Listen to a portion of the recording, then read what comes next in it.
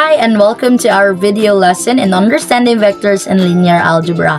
I am Rachel and today we're going to explore the basics of vectors, what they are, how we represent them, and how we perform simple operations with them. Now let's get into our video. Again, welcome to our video, Understanding Vectors. So what comes in your mind when you heard about the word vector? Well, if you say that vector is a quantity, vector has magnitude, and vector has direction, well, you're right. Vector is a quantity that has both magnitude and direction. It is typically represented by an arrow whose direction is the same as that of the quantity and whose length is proportional to the quantity's magnitude. Therefore, we can say that that quantity is a vector if and only if it possesses or contains both the magnitude and direction. We cannot say that that quantity is a vector if it only possesses a magnitude but no direction. We cannot also say that that quantity is a vector if it only possesses a direction but no magnitude. So it should possess both the magnitude and direction, so we can say that that quantity is a vector. So these are the importance of vectors and how we need to study it. And I mean why we need to study it. So vectors represents quantities with both magnitude and direction. It used to describe quantities such as force, velocity, and displacement. It is also essential in solving real-world problems in physics and engineering. For example, tracking a navigation panel such as a compass. It's also simplified the complex mathematical calculations in the fields of linear algebra and computer graphics. Now, vectors can be used in a real-world setting. So these are just some of the applications of vectors in a real-world setting. First one is in the navigation. So vectors used in the GPS to locate the distance between the 2 points. In aviation, vectors is used by the pilots to determine the wind direction and the speed of the flight path. In engineering, vectors is also essential as it stresses the structures of the buildings. In physics, vectors is most helpful as it describes the motion, the velocity, and the displacement or the acceleration of an object. So in computer graphics, vector creates the 2D and 3D animations of the object. And in robotics, vectors make the object moves. So these are just some of the applications of the real world. The applications of the vector in a real world setting. We may not feel or we may not see the vector, no, physically, but we can feel and we experience the product of the vector through this real world application. Now let's dive into our lesson for today. And this is our learning objectives. At the end of the lesson, students will be able to define a vector and distinguish it from scalar, represent a vector in component form, and perform basic operations, specifically the addition and subtraction. Now let's start with scalar versus vectors. Is scalar differ from vectors, or are they just the same? Can we distinguish a vector from scalar? Well, let's see from this example. So we have for quantities the temperature, force, distance, and displacement, and each of quantity has its example. So let's start with the temperature. So temperature quantity with the 37 degrees Celsius, is it a scalar or a vector? It is a scalar. So it is a scalar since 37 degrees Celsius is a magnitude. Right? It is a scalar as it contains only a magnitude. Now let's proceed with the force. With 10 and eastward, is it a scalar or a vector? It is a vector since it possessed both the magnitude, the 10n, and the direction eastward. Now, in the distance 5 kilometers, is it a scalar or a vector?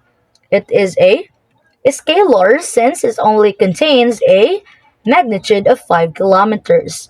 Now for the displacement quantity with 5 kilometers north, is it a scalar or a vector? It is a vector since it possesses both magnitude and the direction. Now, what can you notice about the two? So let's see this example, the distance and the displacement example, the 5 kilometers and 5 kilometers north. You can distinguish a scalar from a vector. A scalar only contains a magnitude, a 5 kilometer, with no direction, only a magnitude. But in the vector, it possesses both the magnitude, the 5 kilometer, and the direction north. So that's distinguished between the two. Scalar only contains magnitude, while vector contains both. Okay? Now, vectors can be represented in two ways. The first one is graphically. We can represent a vector in a graphic way from an origin to a point. Again, from an origin to a point. If we move a line from an origin to a point, we can say that it is a vector as it has a magnitude and a direction. We can also represent a vector in algebraic way. Example, v is equal to 3, 2, where 3 is the x component and 2 is the y component. We can say that this point is a vector, as if we're going to plot these points in a Cartesian plane, we will know that there is a magnitude and a direction. So those are two ways in representing vectors, graphically and algebraically. Now let's dive into operating vectors, adding and subtracting vectors. First, we have these adding vectors. So to add vectors, we simply add the corresponding components. So let's have these two vectors, the u and v.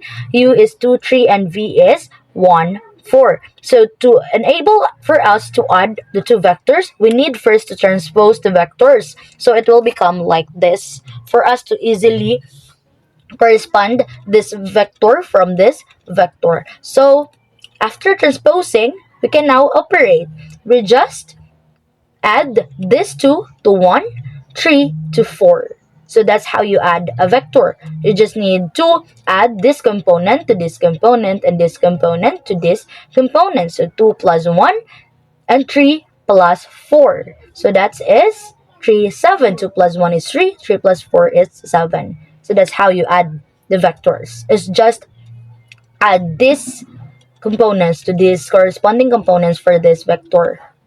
Okay, now let's have another example. Now let's have these two vectors, uv with u 4, 2, 1 and v is 3, 5, 4. First thing again is to transpose the vectors to become like this and add this components, these corresponding components to this vector. So 4 plus 3, 2 plus 5, and 1 plus 4. So 4 plus 3 is 7, 2 plus 5 is 7, 1 plus 4 is 5. So that's how you add vectors. Easy, right?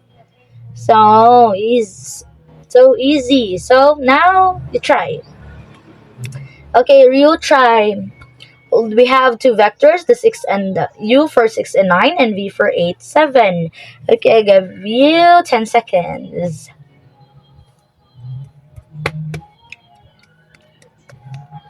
Okay, do we have the same answer? Yes. So the first thing we did is to transpose the vectors. So it become like this and add this u vector to the corresponding components to the v vector. So 6 plus 8 is 14. 9 plus 7 is 16. Right. Easy. Give me thumbs up if it is easy or nakuha. Okay, let's proceed to the subtracting vectors. So subtracting vector is just the same process, or it's just the same way in adding the vectors. The only difference is the operation sign, the add and the minus. So let's have this example. Two vectors, u is 2, 5, and v is 1, 4. Again, transposed first, and subtract this component for this component. You see the difference is just the operation. So 2 minus 1 is 1. 5 minus 4 is 1. So that's how you do it for subtracting vectors. just the same process in adding vectors, right? So let's have another example. We have u and v. For u, 486, and v is 352. Again, transpose first and operate 4 minus 3, 8 minus 5, and 6 minus 2. So 4 minus 3 is 1, 8 minus 5 is 3, and 6 minus 2 is 4.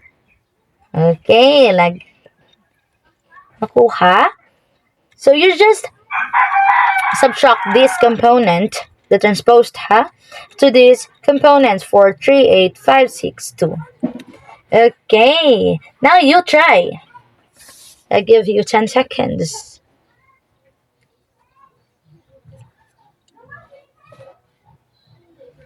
Okay, let's check. Oh, again, you can put your answer in the comment section. Okay, let's check. Do we have the same answer? Okay, first thing first is to transpose to become like this. And subtract to this corresponding component. So 10 minus 8 is 2. 9 minus 7 is 2. Okay, did we get it? Okay, clap your hands. Now let's test. Are you ready? Let's test your understanding. It's quiz time. You can get a 1/4 sheet of paper or any paper available at your home. And let's try to answer this quiz time. So in item number 1, and observe the following vectors. Refer to this. Refer to the vectors u and v, u for 4, 9, and v for 4, 6, and add and subtract these two vectors. Okay, I'll give you 10 seconds.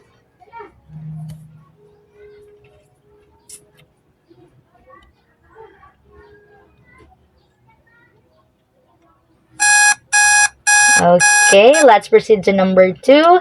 Same, but now there are 3 elements with each vector.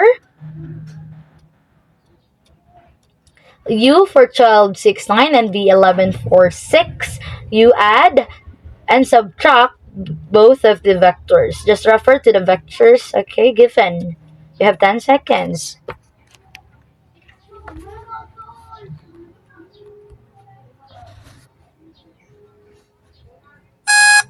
Okay, time is up.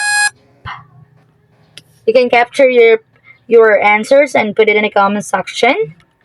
Now, let's check. You check your own paper if you got this. Let's check for number 1. Do we have the same answer? Transposed first for both the add and subtract.